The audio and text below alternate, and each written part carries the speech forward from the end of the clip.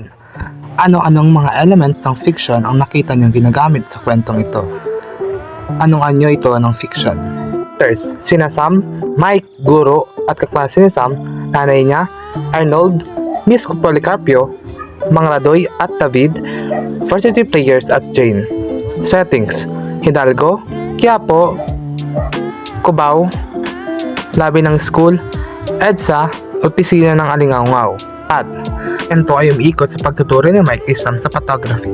Ang pagsali nito sa photo contest sa tinatawag na Alingaungaw at ang pagiging madayo at mga hindi inaasa ang mga pangyayari sa kwento. Theme, the journey, passion, and challenges that he faced in improving her skills in photography. Conflict, man versus society.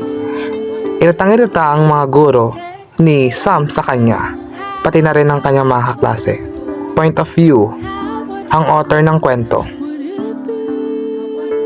Bakit kaya ito sinulat ng author? Ano ang layunin niya? Layunin ng author. Ang maaaring layunin ng may akda sa pagsulat ng kwentong ito ay maaaring magbigay paalala at iparating na dapat maging masipag, magkaroon ng pagpupursigi, maging totoo at maniwala sa sariling kakayahan. Ito rin ay nagbibigay inspirasyon at dedikasyon sa mga mamabasa at makakamit at pagtatagumpayan mo ang mga nais at gusto mong naging gamit ang sariling abilidad at tiwala sa iyong sarili. Layunin din itong sabihin sa mga nais na maging topper na huwag mawalan ng bilib sa sarili. Kahit na maganda man o pangit ang iyong mga kuha, basta't mahal mo ang ginagawa mo, mapagtatagumpayan mo ito. Kinakailangan mo lang itong pag-aralan ng mabuti.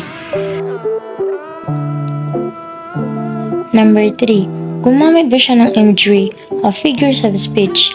Magbigay ng halimbawa mula sa nabasang kwento.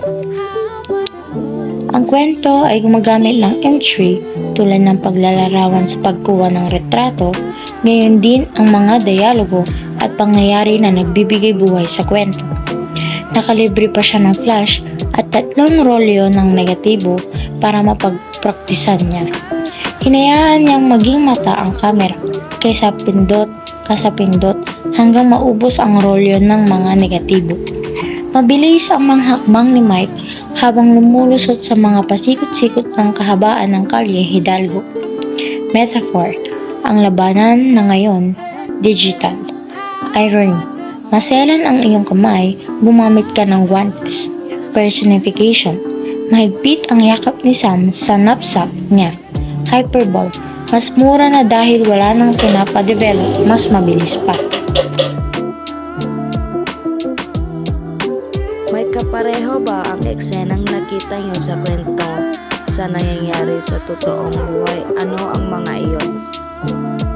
Number 4. Ang eksenang tungkol sa rally sa EDSA ay kapareho ng mga ibang pangyayari sa totoong buhay na kung saan maraming mga tao ang nagtitimpon upang ipaglaban ang kanilang paniniwala, na kung saan sa parteng ito ay maraming mga photojournalist ang mga andito upang kumuha ng magandang litrato at impormasyon tungkol sa nangyayari sa rally.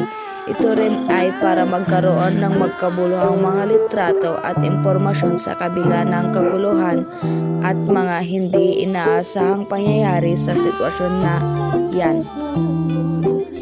Number 5. Kung kayo ang susulat ng isang kwento o fiction na tungkol o kapareho ng nakikita nyo sa paligid nyo, tungkol saan ito at bakit?